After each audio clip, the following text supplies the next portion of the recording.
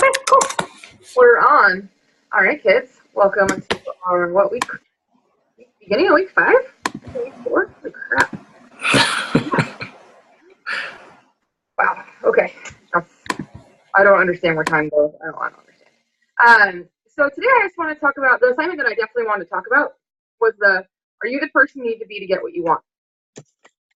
But this one usually surprises people because we have all these expectations for our upline coaches, for our spouses, for our downline coaches, for our kids, for the lady at the grocery store. Like, we just have all these, and we do it a lot of times where we have these expectations and like they're super unreasonable, but we don't think much of it. Well, and if it was us, then we're like, oh, well, I have a good reason. You guys ever been like driving and you're like, this person does not know how to drive. Like, what are they doing? But then have you ever been in like a place that you're not familiar with and you're like, oh shit, my exit's over there. And you're like, sorry, my bad. I'm just, and then you're like, oh God, like my bad. But like somehow we're superior drivers, like, that seems not true, right? But we do it like all the time in something as little as that and something as big as our partners we choose to spend our lives with and the people we decide to build a business with. And I find that if we can stop and really push the limits of, that's why it's 50 characteristics, not 10, really push the limits of what we expect from people. And then look at it and have an honest conversation with ourselves. I mean, it doesn't really matter what anyone else, no one's ever going to see the paper, but it's for you to go, am I being reasonable? Where can I be better? And maybe where am I still just going to say bad at this, but just not be mad at other people for being bad at it too? Because we're not going to fix everything. John Maxwell did an amazing bit at Summit last year about you're not just here to fix your weaknesses. We spend all this time trying to get better at the things that we're bad at. When, if you think about it, we could just get really freaking good at the things we're good at as well. Healthy weaknesses where they do need help because you can see, this little tweak, I think my relationship would be so much better. Or my business would be so much better. Or my finances would be better, like a small tweak.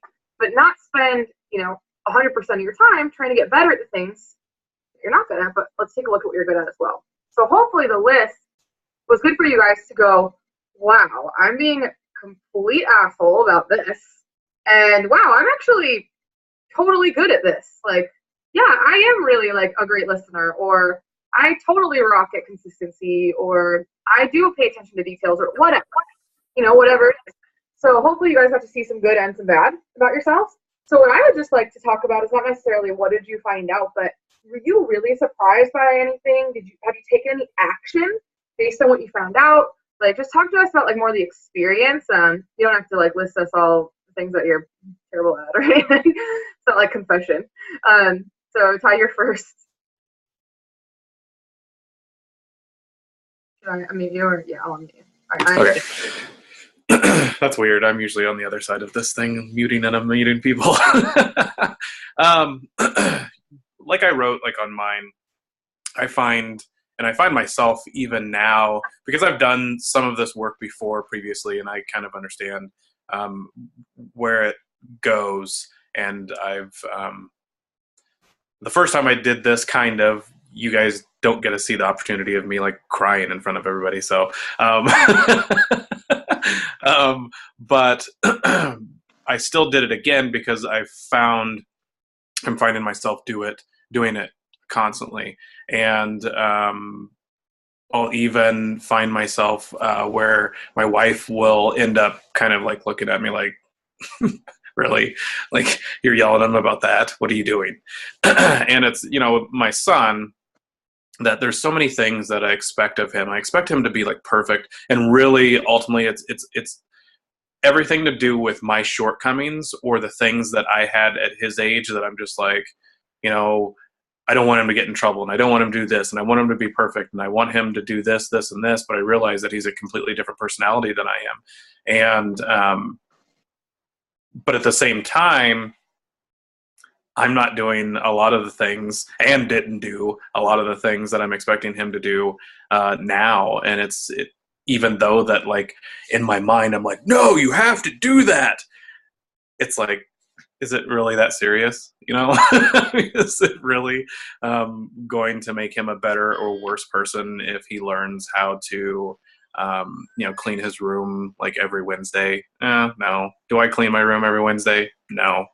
So it's like one of those things where you get after and you hope that you're teaching them the best, but at the same time, I'm not necessarily following in the footsteps that I should be following in every day as far as leading by example. And there's different times where I find him getting upset at just different things in his life, and I'm like, why are you even letting that bother you? But yet again, he sees me over and over again, just like getting upset or quiet about things that like I'm letting bother me, and that's not a great example whatsoever. So where I found myself being something that I'm good at listening and being able to walk people through stuff pretty easily, even though if they don't necessarily want to hear it, but I'm good at doing that. On the on the bad thing, I can do that with almost everybody else except for him, because I get all my emotions are into it. Like everything's emotional with it. So I stopped from like trying to help him to like trying to control him. And controlling him to be perfect is not going to get him anywhere except for just be completely resentful of me. And I'm going to do the exact opposite of what my initial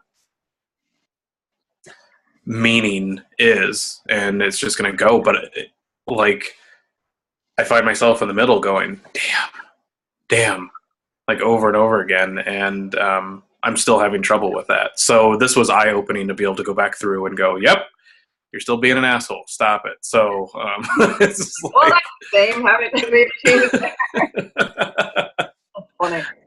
Do you think because he's a pearl, so he's a little softer.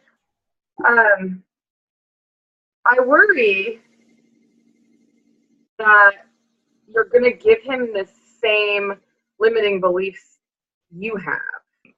And, like, he's going to think, like, well, I could never get this right, so I just wasn't ever good enough, like, because I couldn't get my fucking room clean, so I must be, like, not good enough. And I wonder, like, I mean, I don't know how to fix it. I don't have kids, so I'm just asking, just for the point of conversation.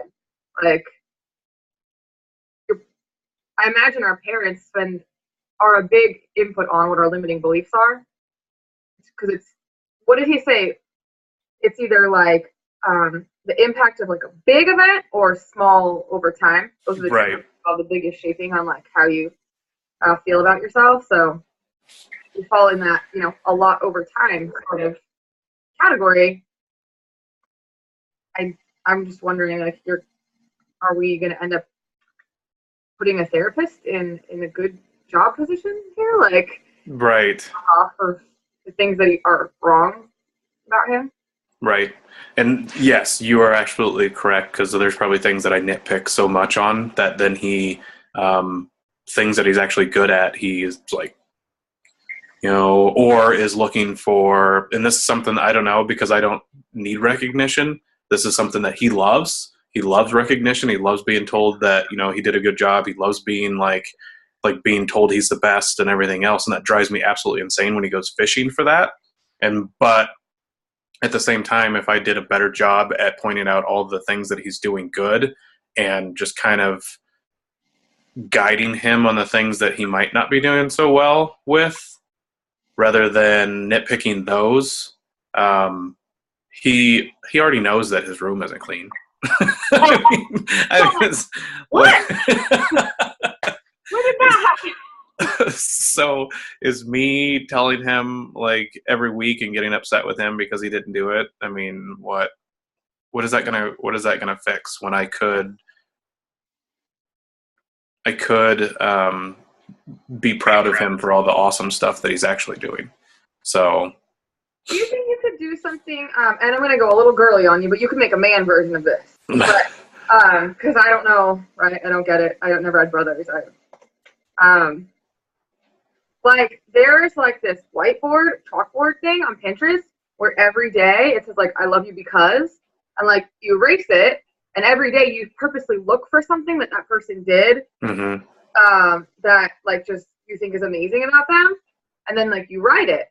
Well, what if there's like a guy version, like every night you text him that, or like because you know he's a teenager, so he's actually like want to talk to you, Right. or you know something on the fridge where like you and Cindy both do one each day, or maybe you guys do it as a group, like everyone had one, and so he's got to come up with things that you guys also did well, or I don't know if you can get him to participate the other way because teenagers are how they are, but something like that's where we take your personality, which is system, rules, like let's just do this, here's the plan.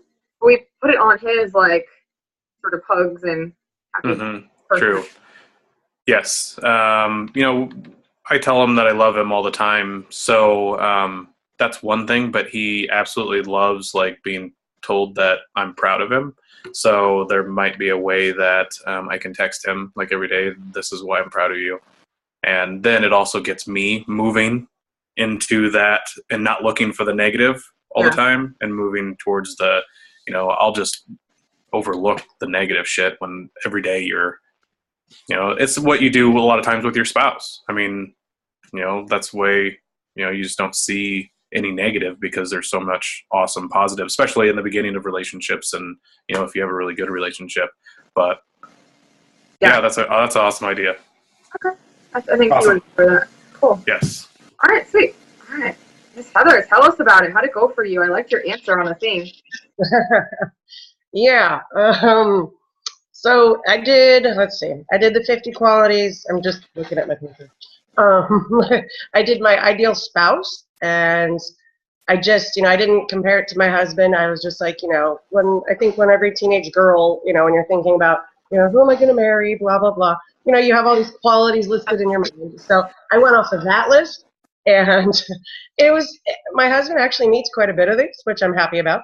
Yeah, it was really cool. But then, you know, on the flip side of that, I'm like, okay, you know, okay, this is what I have in my ideal spouse. But then what if, you know, I kind of flipped it to, you know, his ideal spouse? Because I think a lot of the things that I wrote down kind of apply. It can be for a husband or a wife. And so I said, okay, well, what if this was for me, you know, for being his ideal wife or whatever? And it's just like, it fails. So, but I'm really good at seeing the negatives in me. So I think that is definitely something I need to work on. So, but the one that was really hard for me was the ideal mother, because that is an area of my life where I feel like I screw up the most. And you know, I fought for 3 years to have my kids through, and is that because I'm getting a lot of static? Yeah, you broke up. Okay. I'm going to mute myself and see if that helps anything. Well, I can just go turn the fan off. So let me go do that. I'll be right back. So I didn't know what it was. Weird. Yeah, it's only, you know, 1,000,000 degrees. So anyway, so yeah, for being a mom, you guys might not know or not, I don't know, but my husband and I went through 3 years of infertility treatments to have kids. And that was the most emotional hell I've ever been through. And, you know, I fought like crazy to have these kids, and I have them, and most of the time they drive me up a wall. And so, you know, I just feel like, you know, I feel like I'm horrible at this. I wanted them so bad, and now, you know, there's days where I'm like, why did I do this? And it's just, I don't know if it's a twin thing, because there's two of them at the same time, same age. You know, my husband and I are both only children, so we don't get the whole sibling dynamic thing. So it's just, yeah, I am not the mom that I thought that I would be my whole life. And it bothers me because, like, I don't play with my kids. They're 5 years old. I've never played with them. You know, and that to me is just wrong. But it's like, it feels so awkward, you know, and they drive me crazy. It's like, why do I want to spend more time with people who drive me crazy? So, I mean, I'm just being brutally honest here. It's not socially acceptable to say these things, but I'm just being honest, and it's an area of my life that bothers me severely. So writing this stuff down, it was like, okay, I can see where I'm lacking. Like, okay, yeah, I suck as a mom, but what does that really mean? So writing this down, I'm like, okay, I've got, I can see where I'm good, in some areas, and I can actually see where I need to be. So I like this that I can actually see it. I need to write more, basically. I've always been a writer. I like lists, that kind of thing, but I guess I've gotten out of the habit. So I enjoyed this. It taught me what I need to work on as far as how I talk to myself, things I need to work on as far as dealing with my kids and my husband and whatnot, and things that I actually do well. So that was good. Like you said, it's, don't focus on how much I suck. Also focus on, hey, I'm doing pretty good in this area. So, I'm like, hey, they were 50. If you got 25, you're doing pretty damn good. Well, so I was happy. I was like, okay, let's just do this. So I wonder, Heather, if there's something to make it like nice and like systematic for you and not overwhelming. If you find the let's say there's 50 characteristics and there are 10 of them where you're like, well, these 10 are unacceptable to me. I don't like this. I want to fix this. Then we go, okay, this week I'm doing item 1. And that's all I'm going to focus on. And then next week, item 2. Because if you think about it, over a year, you could be a completely different parent if you just focused on it and like really gave it your all. And you might find there's a couple of things never going to change about you.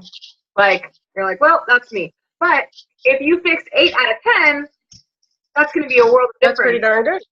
Yeah. So I would think maybe one at a time would make sense. I like that. Very good cool. idea. And I appreciate your honesty because you know what? I talk to a lot of people and you are not alone at all in those feelings. Well, it's not socially acceptable to say it. You're not exactly, my kids are not, the joy of my life that everybody tells you they are. It's freaking hard. And twins especially. It's a dynamic people don't understand. And yeah, it's definitely an adventure. So I appreciate it. I actually I went on a car ride. I was driving up to a benchmark like an alumni thing, like not a regular benchmark thing, but something else. So everyone in the car had been, and so we were all very open with each other because once you go through that. And so they've all had kids. There were 4 girls in my car, and they'd all had children. And normally, as someone who doesn't have kids, what I usually get from people is they're the biggest blessing, and you can't, your life won't be complete. You've got to do this, and being like childbirth's not that bad. And like, this is what I usually get from people who have kids. No, not these girls. They were like, it's gonna suck. Your body's totally fucked. You're gonna get hemorrhoids, and you're gonna be a bitch, and you're gonna throw up all the time. And they would tell me horror stories of like kicking their husbands out of the houses over not bringing home enough lemons and like all this stuff. And then they're like, and then they get there, and it basically was like an alien parasite grew in your body, sucked up everything that you had, and then feeds off of you for 2 years. You'll never go to the bathroom alone again. Like, they were just like, you're like, are you sure? I'm like, no, not anymore. And so I have a lot of fears about that because I like to be alone. I do spend 90% of my time by myself. I do almost everything alone. I like space. I like things to be where I left them. I like to sleep when I want to sleep. Like to do what I want to do. I like to, on a whim, on Saturday, I decided to go get a pedicure and was like, I want the best one. I'll sit here for 2 hours just because why not, right? That's an aspect of my personality. That the reason why I'm a Beachbody coach is so I can have that freedom. I'm terrified that I'm going to be sitting here in 5 years saying exactly what you're saying. Like, I don't even like them. What are they doing here? So, yes. But you're not alone because all those women were like, yeah, that's how you're going to feel. No one will say it. No one will ever say it. But that's how you're going to feel. I'm like, oh my God. So I'm not far off on my fears. But so thank you because you're not alone at all on that. People feel that way. Miss Lori, how did your characteristics go? It's pretty interesting. I haven't finished it up entirely enough to like write it up, but it's kind of funny because I did something like this when I was like in my early 20s for, you know, the man of my dreams, you know, in between relationships when I was really sad. And I found that list a few years ago. I like was going through my old journals. My husband fits every friggin' bullet point on that list. It was really weird. I was like, oh my God, this is kind of bizarre. So it's interesting to kind of go through that and do that, you know, at this stage of my life too. We have a good relationship. We're really good at communicating.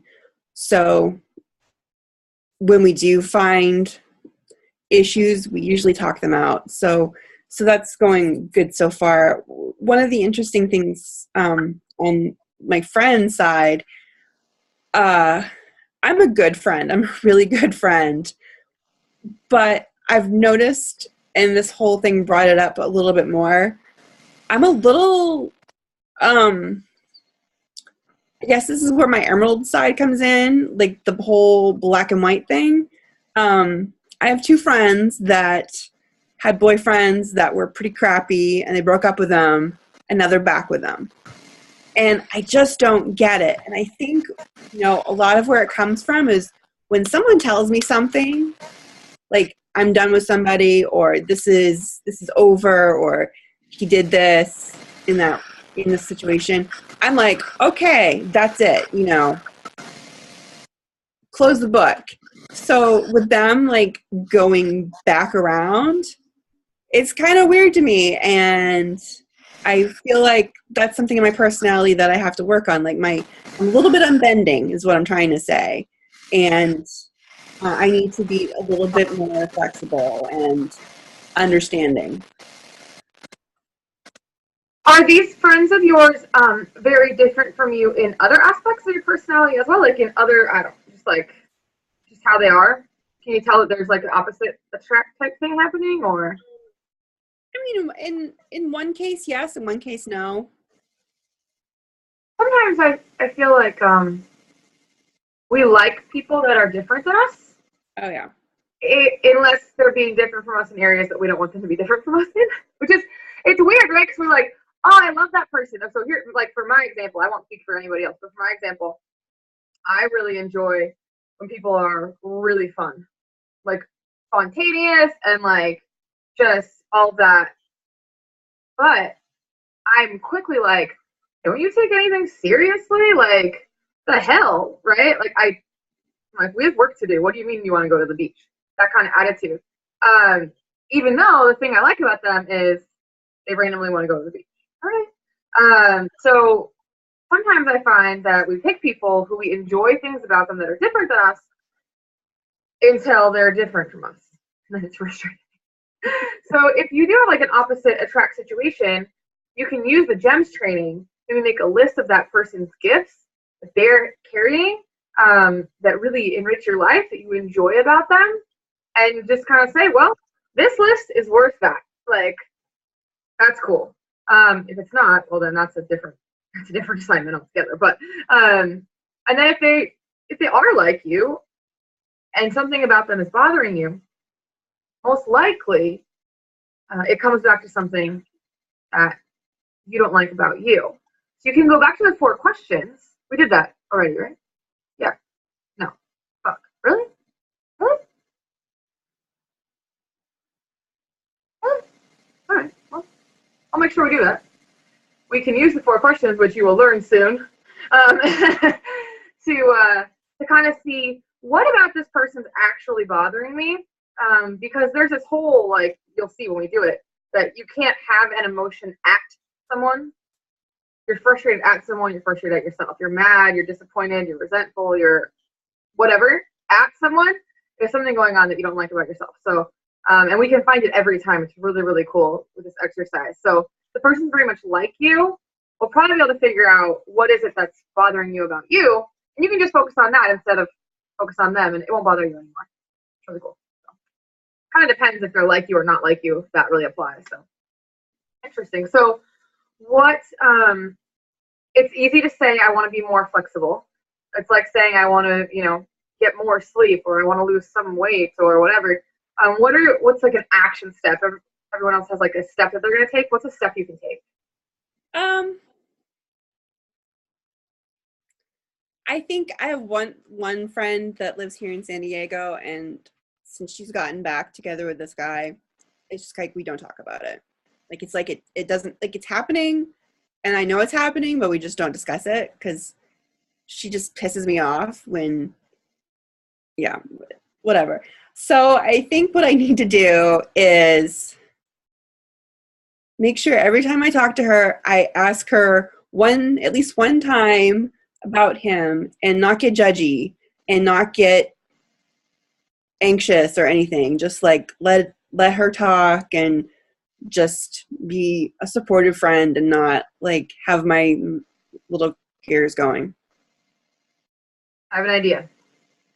What if you operated with a little bit more intention there, and instead of saying, I'm going to ask about him, I'm going to ask her, tell me something positive about him. And you might not say it like that, because then she's like, "What, you think it's going to be that hard?"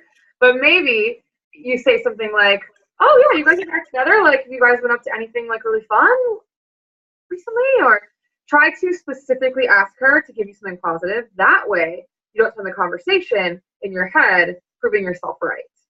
Mm-hmm. You have to be open to maybe, I want to hear something good that he did. Because you guys know, okay, ladies, I don't know Ty, how the men roll, but ladies, when our man is pissing us off, who's the first person we go to? Bitch about. And then you're like, I don't know why they don't like him. Like, maybe because the only thing you ever say to them is how much of a douchebag he is. Like, and like, they're gonna think whatever you tell them. I actually made a rule for myself, you guys. When my parents, well, not when they were growing up, that's weird. I wasn't there for that. When I was growing up, my parents, like, they had the shittiest relationship you've ever seen. Well, not you've ever seen. I don't know what you've seen, but the shittiest one I've ever seen. My mom would call my grandma every time and talk shit. My grandma would tell all of my mom's 7 sisters, and they would have like a man-hating. Yeah, that's too many sisters, by the way. Don't have 7 kids. Don't have 7 female children. That's a terrible idea. Tell the whole family, and it would go through, and then like the cousins would know. Right, so this is how it went down every single time. And every time my mom was leaving him, we would pack up all of our shit and go stay at grandma's for, the 5 hours that they were broken up. And this was like a theme. And I'm not kidding you guys, not like once in a while, like monthly. My mom was like talking shit about her husband to her mother.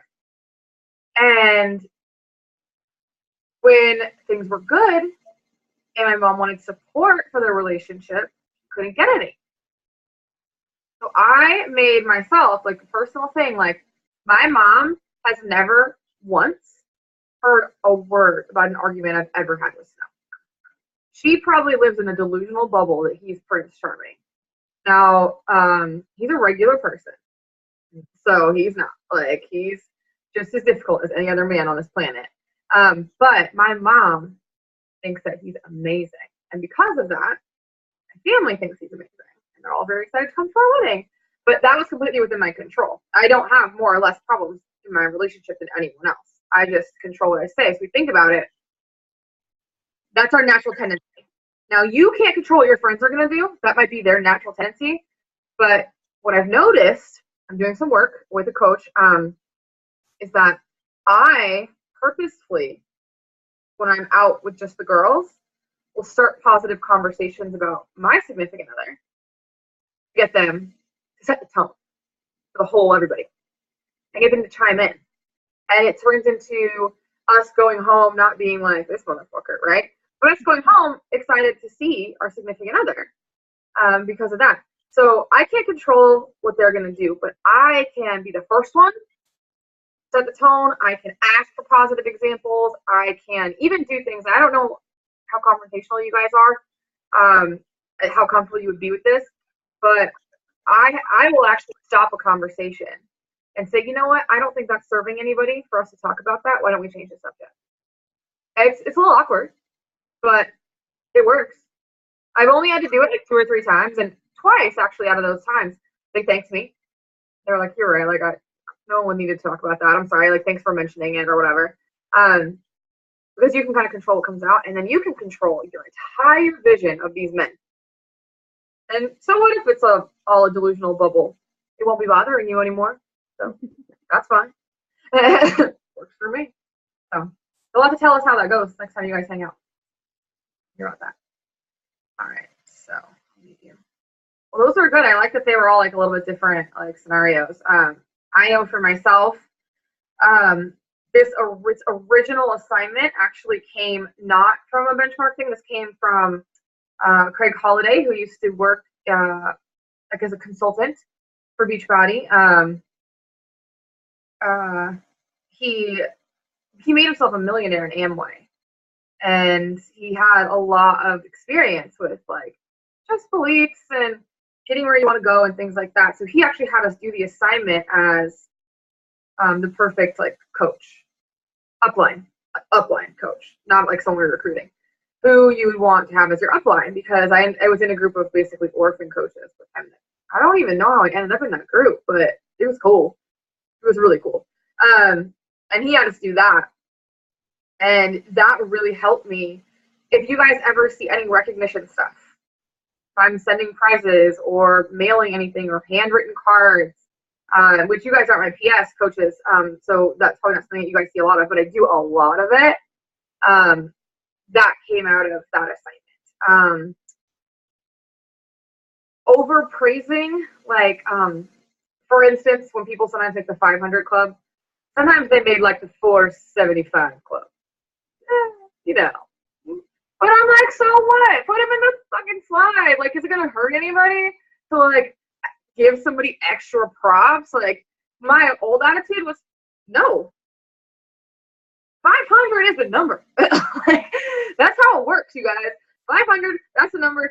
499, too bad.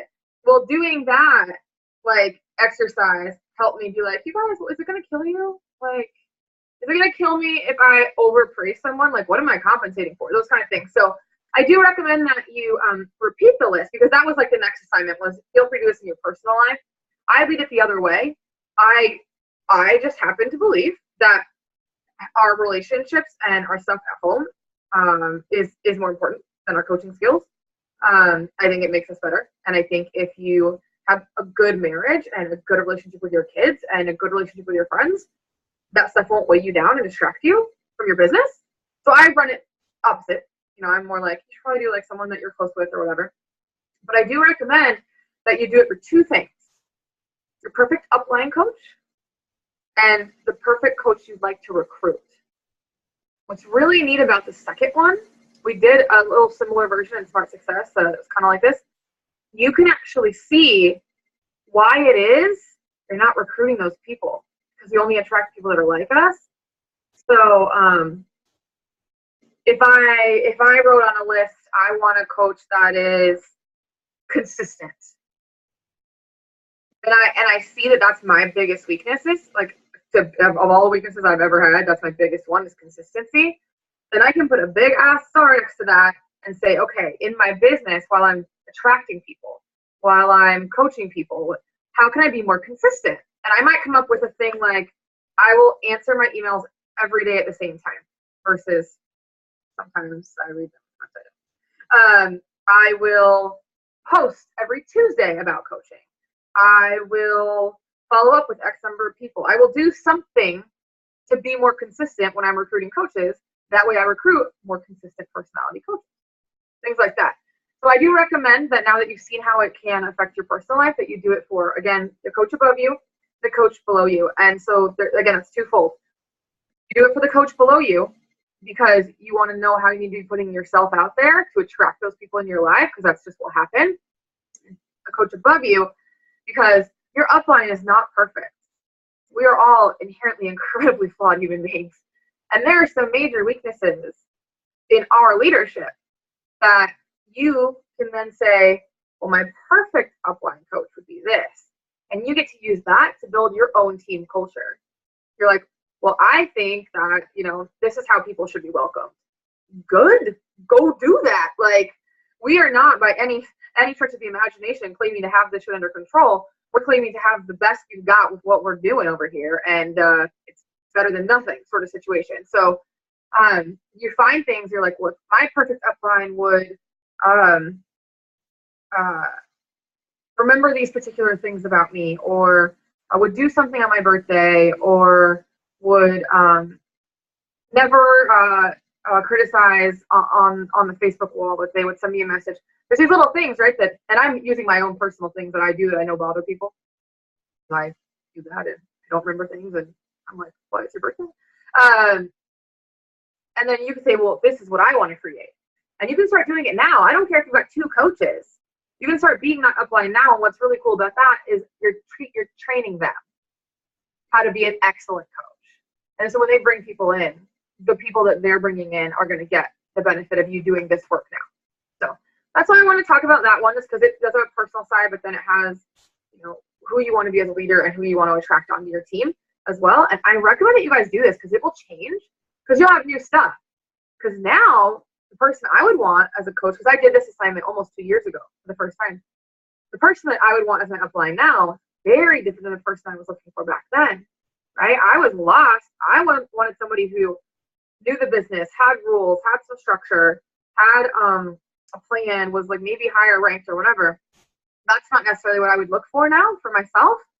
I would want more someone who can teach me how to empower versus teach, or teach me more about like higher level strategy, because I don't really get some of the things that are like way up there.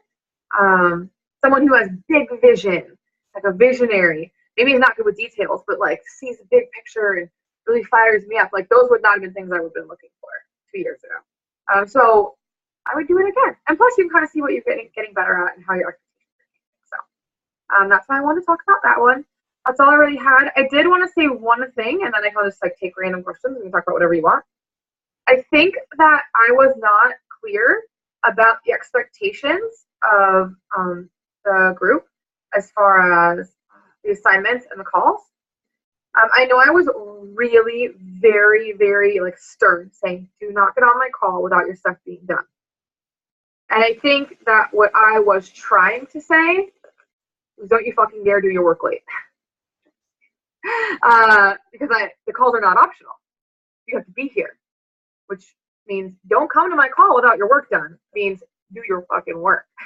And I think what I instead turned it into was, these calls are some sort of privilege and you have to have your work done to be on them, which then somehow made it like optional to do your work on time.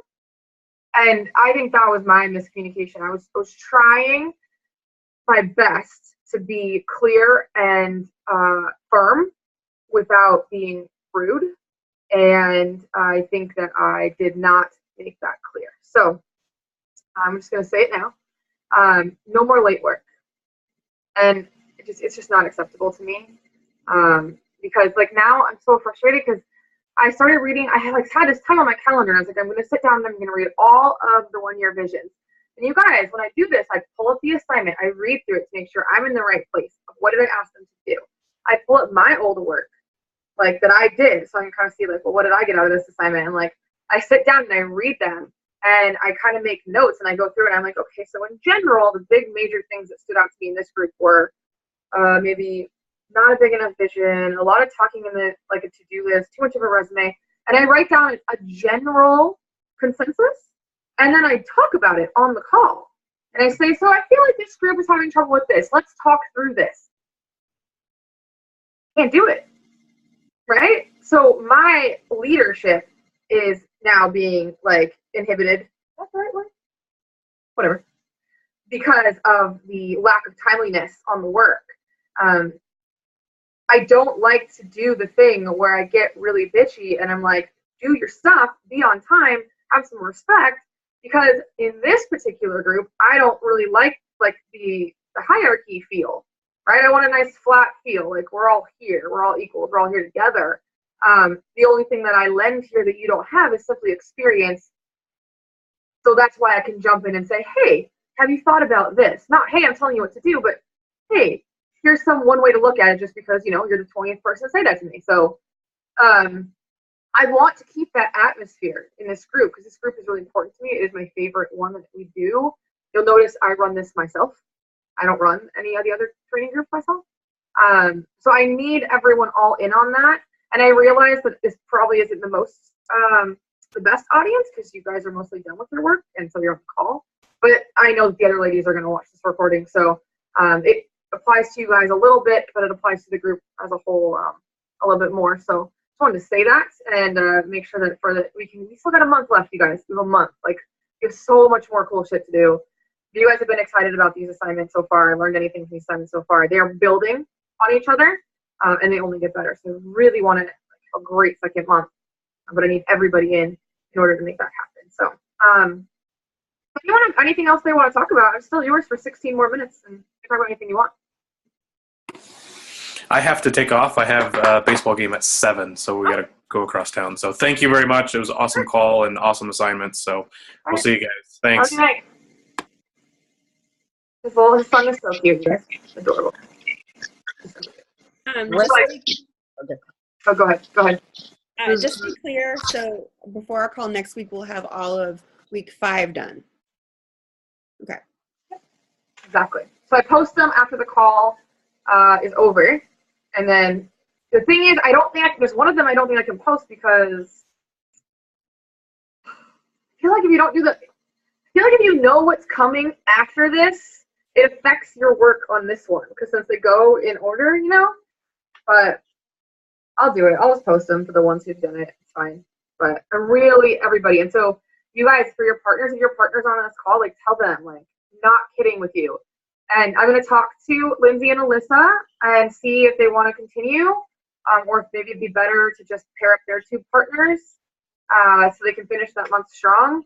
We have a whole month, and being as behind as they are right now, I don't know. And I don't want it to turn into this thing where we're dragging them through this experience that it is really cool, right? I don't want to drag someone through something awesome. I want them to have it be awesome. That's the whole point, right? So I'll talk to them and I'll update the group on however that goes. Are you guys' partners on the call? Are you guys? Mine is. Yeah. Okay. So Heather, who's your partner? Tiffany? Oh yeah, no, she's on the call, but you guys are okay then. You guys are okay then. Yeah, we're good. Angela must be one of their partners. That's why. I'm like, what? That doesn't make sense. But okay. So anyone have any questions or anything else you wanted to cover? Yeah, where has the GEMS training been? I mean, where was that? Everybody in high school needed to do that. High school would have been so much better if everybody in high school could just devote 3 hours, do this, we'll all get along fabulously. Yeah, I'm where's this been all my life? Thank you, I love that training, and that's why it's kind of hidden because it's a paid training. Because I went to the training. I went there, and they're really strict about. They'll send you cease and desist letters for putting it on YouTube. But I'm I have to get this out. People need to know this information. They need to know. Absolutely. Yeah, I understand myself better. I'm such a nice blend of emerald and pearl. And so, but now, like I wrote, I understand my mom so much better now. And yeah, it's where has this been? It's awesome. This GEMS training is the reason I have a relationship with my mother again. I didn't talk to my mom from 17 to 30. We talked. I wasn't not speaking to you, but surface. I talk to her once or twice a year, I think, on holidays. And I actually used the training to convince her to come to benchmark with me. She flew out, went through it. Then, before she went home, I had her watch GEMS training and explain to her why we were so. She's a pearl. I'm a ruby. She's a pearl emerald. I'm a ruby sapphire. We don't get each other. We do not. We're just for 20 years, just stared at each other in fusion. And came back from Danny Johnson, and I was like, oh my God, my mom has value. Holy crap. Oh my God. And then I started to get really grateful, right, for the things that she did instill in me. Like, I have all these Care Bears back here because my mom is sentimental as shit. Like, I have all my childhood stuffed animals, all my childhood books, and every greeting card anyone's ever given me because my mom gave me that, like, so it was really, really cool. Also, I was never in competition with her, as some moms and daughters do it. Weird, right? So, I recommend it, like, rewatch it while we're in this group and watch it again when you start to get, like, conflict with your family. Because, yeah, it's crazy. You can start to really appreciate people in your life that you were kind of like, you're an idiot before, but love it. Love it. You're an emerald. Do you get upset about the dishwasher? Well, I used to. You mean how the dishes are in the dishwasher? Oh, yeah. I have my way of doing it. But then when I was pregnant, I mean, it was towards the end of my pregnancy, I could barely move. I mean, it was so uncomfortable. So my husband would put the dishes in the dishwasher, and I just had to be like, they're in the dishwasher. I don't care. So I learned to let that go. He doesn't do it like I do it, and that's okay. They're in the dishwasher. It's all that matters. So, but yeah. Yeah, I'm not, I'm not a black and white person like that says for Emerald, I'm definitely a gray area person. But yeah, I like things, I like things neat, organized, clean, all that kind of stuff. Like my girls have their own playroom, and every night their chore is to clean it up. It's like, you make the mess, you clean it up. And so, yeah, I'm not cleaning up your mess. I didn't make it. So yeah, that's just me. I can't, I have to clean my kitchen every night. Yeah, I'm just that way. But yeah. So, but my mom is definitely a sapphire and a ruby. So yeah, it's just, there's been many times in my life where she just hasn't understood me. Like, why couldn't I just talk to people in high school? Or, most of my childhood school years are like torture. It's like hell. Junior high is my version of hell. It was, I was bullied, and then you have a disease, so of course everybody picks on you for that. So yeah, it's been loads of fun. But and I'm very, very sensitive. Everything hits me to like my core, my soul. So yeah, it's not been fun. But now I know why. So, but she's never understood that, like, because she's been very much like, best dancer, class clown. This is, that's her, and she likes to have fun, and her version of happy is she could just live in high school forever. So, she's like, I don't understand this about you, and I'm kind of shy, and yeah. So now it's just like, oh, now I understand her. You think she'd watch it? I don't know. I think she might. Yeah, I would really like. Cool. Maybe if you opened with, like, I realized why you're so awesome. Awesome. Yeah, well, because I feel like Ruby Sapphire is like that. Yeah, I love that about her. That she can talk to anybody. She's always just, optimistic and likes to have fun and all of that, and she can just cut loose and do whatever, and I'm not that way. It's like, God, I wish I could be, but I just can't, So yeah, I've always loved that about her. So yeah, I can appreciate it. That's for sure. That's good. And now maybe our relationship was weird, like in high school, because she just did not understand why I wasn't having any fun, and like why I would come home every day begging to be homeschooled. So yeah, she just didn't get it, and like, what are your problems, kind of thing. But that was long ago, and we get along fabulously. So good. I wonder if she watched it and you said, I realized that I appreciate these things about you. She could stop and really take in that pearl and emerald pieces and go, wow, like, I appreciate these things about you. Like, I bet you there's some stuff she hasn't even considered. Yeah, she's very, how I would describe it is, I'm extremely aware of like how I feel about things, how my body feels. Like I can say, oh, like right now, I'm sure you notice my voice sounds funny because I have a cold. Well, my lungs hurt. How many people know when their lungs hurt? I do. So, but she's very unaware. Like I just recently told her, I'm like, Mom, you have anxiety. And she's like, what are you talking about? And I'm just, she's clueless. She's not aware of that. And yeah, I think, but see, if I had her watch this, do you think I should tell her I'm an Emerald Pearl, or should I have her figure out who she is and figure out who I am? Or should I have her take the test to determine who she is, or?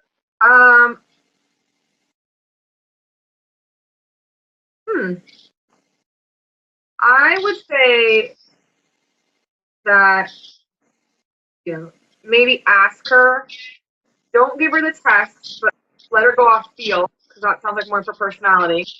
Say, I think I know who you are, but I would love you to watch this for me so that you can confirm for me, like, which one you are, and tell her, like, I know who I am too, but you can, like, let me know if you see anything in there, and maybe let her know I do have the answer, but I want you to figure it out for you and to help me confirm, you know, so that it's not you telling her. They don't take that very well. Experience.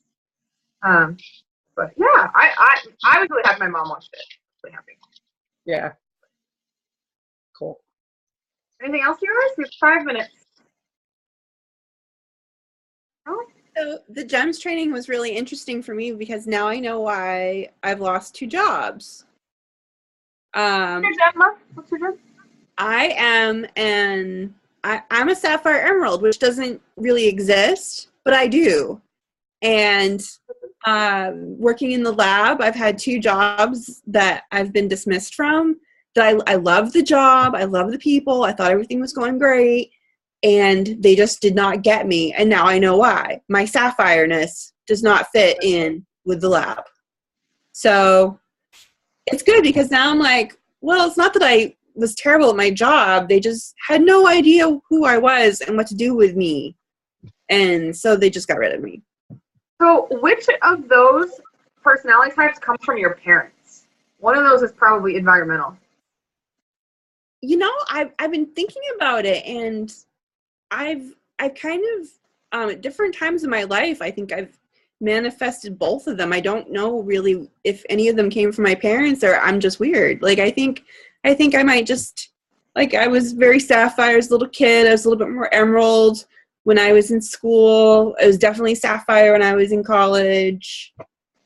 Yeah. We all were, but no, because they say basically whatever you were like before you were 7 that's your actual personality type. I think that's a Sapphire because I was just like this little chatty little maniac. And then you'll compensate because especially the Sapphires have a harder time because you put them in a public school system that is not built for Sapphires at all. It's an Emerald's dream, right? And then sports, Ruby's dream. We take these Sapphires and these Pearls and we shove them into competition and then rules and so in order to be good enough and be accepted and make everyone happy and do what you're supposed to do, you compensate. And so there actually are a lot of Sapphire Emeralds. There's not very many Ruby Pearls. I've actually never met one. I've met a lot of Sapphire Emeralds, but most of them were Sapphires when they were children and then either had Emerald or Ruby parents or were great students. You know, they're like, I gotta study because I have to get these grades because this is what we're supposed to be doing. A lot of people pleaser type stuff happening there. And then you don't go through 15 years of compensating for being a Sapphire and not become an Emerald. Like it's there. It is. So it makes sense to me. It makes sense to me. It can happen. It's definitely something I should put more thought into, but I think my mom's more of a Sapphire, honestly. I guess my dad's probably a little bit more Emerald, but it was my mom that was like the day-to-day disciplinarian thing. I don't know. Yeah, I mean, whatever. It's all good. It's just good to know yourself so that you can appreciate the gifts that you're bringing to the table. You know, like I love when she says to the Emerald group, God only made you on time. I love it. Like it's so true. Like your spiritual gifts, the things that you bring to the table. Like I am not that good at systems and organization and details. And I have had to compensate for that because I was like a one-man show for so long. I was such like this hard worker for 20 years. But making peace with it has given me the ability to delegate and really empower other people to do things for me. My assistant, I don't know how many times a day I'm like, I don't know, I trust you, figure it out. Like whatever you want to do. She's a Pearl Emerald and she is going to compensate everywhere that I am not good. And then instead of being like, oh, I need to make this system and I can't figure this out and I need to get out my Excel sheet, I can just be like, I'm sure we'll do it. I'm going to go be the fun person and talk to the people and bring the people in and come up with the creative ideas and test the marketing and like things that I like, you know? So it's good to just know because then my friend Johnny, who was like my favorite, he was like my life coach back when I did marketing. He's an amazing, amazing human being, just amazing. He said that you never kick anyone out of your bus. You're a bus driver. Ever told you guys this one before? No? Okay. You're a bus driver, and everyone in your life is in your bus. And you don't just kick people out. And he was talking in a work con. Like, he didn't believe in firing people. That was his thing. So I look at it in our coaching team. We don't kick people off the coaching team, right? Like, we don't kick people out of our lives.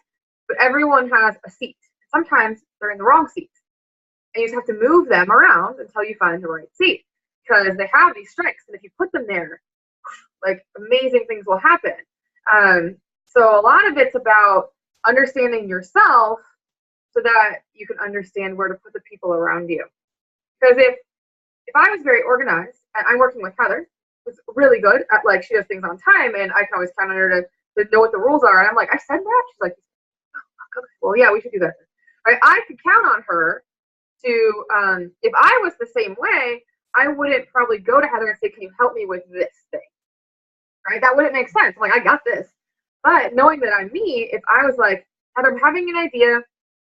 I think if we took Diamond Mine and Dash Diamond and we put it in this structure, like maybe we did like an automatic email every day. Like, how would that look like from a standpoint? Like, I feel like I could have this picture and then Heather could put it into a thing, right? And together we could work, but not if I don't understand that I cannot do that, right? Because then I won't go to her and I won't go, I really appreciate that about Heather. Like, I love that she's commentating. I'll be like, she's weird. like, you know, like, I don't get why she's always with the rules. I can appreciate that. So it's good to know your own so that you can work well with other people because you get the right people in your area. So definitely helpful. So, all right, kids, well, it's 5 o'clock, so I'll let you go, or whatever time it is, wherever you are. And you guys are here in San Diego, but there, it's probably late. Have an awesome team call. It's going to be great. I'm excited. We've got 29 guests, I think, maybe a little bit more. We had 29 this morning on our team page this week, so I'm really excited. I hope you guys have some people in there. So have a good team call. Make sure your teams know to be there. Let's have a good showing for the guests. And when we do post the recording, you know, have a great call. Like, you guys rock. That was fantastic. Love this team. You know, get out your pom-poms. Right? All right. We'll call Heather's mom to do it, probably. Heather's like, I heard you needed a seat on the bus. Can you pom-pom this? Like, I don't know. All right, guys. Well, have an awesome rest of your day, and I will talk to you next week.